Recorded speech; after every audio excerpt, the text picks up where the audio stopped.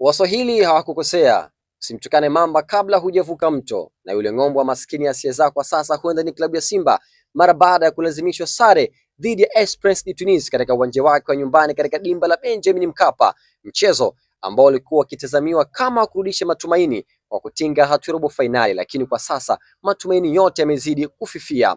Na kwa sasa unaweza kusema ya kwamba klabu ya Simba matumaini yao na nguvu zao zote wazielekeze katika ligi ya NBC Premier League, kwa sababu hata ifanyaje hakuna namna yote ambayo inaweza ikawafanya watinge katika hatua inayofuata, kwani wana alama moja tu pekee na ni kibonde katika kundi, unaweza ukasema hivyo.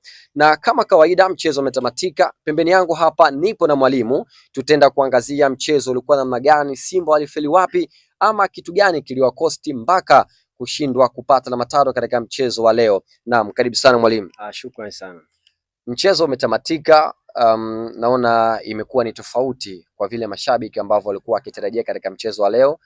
Kwa namna yote Simba ilibidi wapate alama tatu ili kujihakikishia nafasi, lakini ikatokea la kutokea bwana, watu wamefanya comeback na Simba kanusurika kufungwa bola tatu mara baada ya mchezaji wa Esperance kukosa mkwaju wa penalty. Tunazungumzaje mchezo wa leo mwalimu? Mchezo wa leo ukizungumzia, tunamwona Simba leo alikopo amekuja kivingine. Simba leo amewasurprise sana mashabiki zake na hata benchi la ufundi. Simba hii ambayo tulioizoea kwa mechi mbili za nyuma, leo imekuja kivingine sana. Wanawalazimisha Esperance de Tunis kufanya makosa, wanaadhibu mabao mawili. Kwa michuano kama hii tunaona ukiwa anamtaja mabao mawili kipindi cha kwanza ni mtaji mkubwa sana. Kipindi cha pili tunaona mabadiliko yaliyofanyika. Simba Sport Club walidelay sana katika kufanya maamuzi eneo la ushambuliaji. Hivyo Esperance de Tunisia wakawafanya waamke na kuwalazimisha kufanya makosa. Makosa hayo ndio yalopelekea Alassane Kante kutoa back pass ambayo ilikopo ni fupi na kumfanya mpinzani wake kuchukua mpira kutoka kipa and then kuscore goal. Tunaona kwamba kipindi cha kwanza klabu ya Simba kama ulivyosema alikuwa na mtaji wa mabao mawili. Wanarudi second half, klabu ya Simba meza inapinduka na dakika za mwishoni kabisa aliponea chupu mara baada ya mchezaji ule wa Esperance kukosa mkwaju wa penalti kupaisha juu.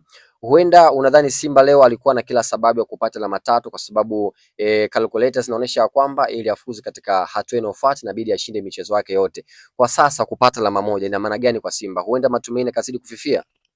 Kwa alama moja kwa michuano hii kwa kufuzu inakuwa ni uongo. Hata wakichukua calculator akapiga mahesabu michezo miwili iliyobakia, mmoja away mmoja nyumbani, hata kama akishinda inakuwa haina maana. Yaani inaweza kusema katika misimu ambayo Simba amekuwa na wakati mgumu msimu hapa katika michuano hii ya klabu bingwa.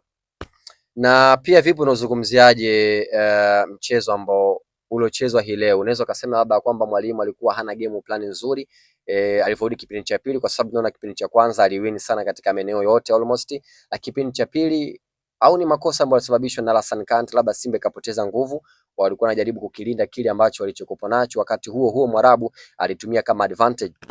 Mwalimu leo alikuwa na game nzuri pale, tunaona hata kikosi chake ambacho alichokianzisha, and then second half tunaona ni makosa tu ya mchezaji mmoja ambayo ameipelekea kuigharimu Simba. Hivyo makosa ya mchezaji mmoja kama timu lazima yabebe yote. Lile goli ndo limekuja kuwapa nguvu Esperance de Tunisia wazidi kupush mashambulizi kwa uharaka ili wapate goli lingine, na kama ilikopo bahati wakapata goli lingine la pili. Hivyo mpira kadri unavyoendelea tukaona pale mabadiliko pale, wakawa na force sana, ikapigwa counter. Tunaona pale mchezaji wa Simba anafanya makosa penalti, wanapata bahati dakika za mwishoni Esperance de Tunis kufanya maamuzi kushinda ili kuwanyong'onyeza zaidi Simba. Penalti, mkwaju wa penalti anapaisha mchezaji wa Esperance de Tunis. Kwa sasa matumaini ya klabu ya Simba ndio tayari ameshaishia hivi katika michuano ya kimataifa. Next target NBC Premier League. Nguvu ambayo unaiona Simba ameiweka katika michuano ya klabu bingwa, hata ligi kuu mechi zake najua umekuwa mkizitazama mara kadhaa. Unadhani pia wanaweza kaonesha ubabe wao mbele ya majiant kama Young Africans na Azam FC?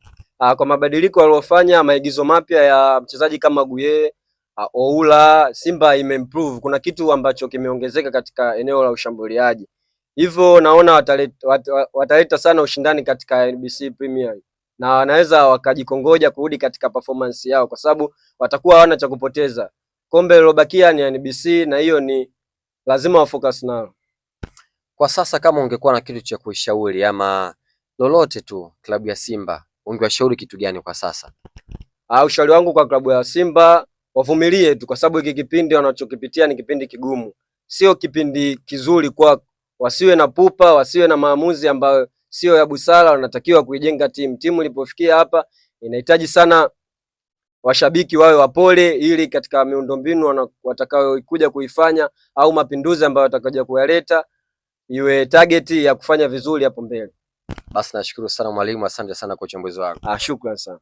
Naam, na huyo ndio alikuwa mwalimu na hao ndio alikuwa yake kabla kwanza kupata habari zote moto kemkem za kimichezo ndani na nje ya nchi. Kwa hana mengine zaidi unaweza kutufuatilia katika mitandao yetu yote ya kijamii kama vile Instagram, Facebook, X na kwingineko. Nikutakia siku njema mwanashabiki wa Simba. Pole sana kwa ulikokuta. Nikutakia siku njema. Bye bye.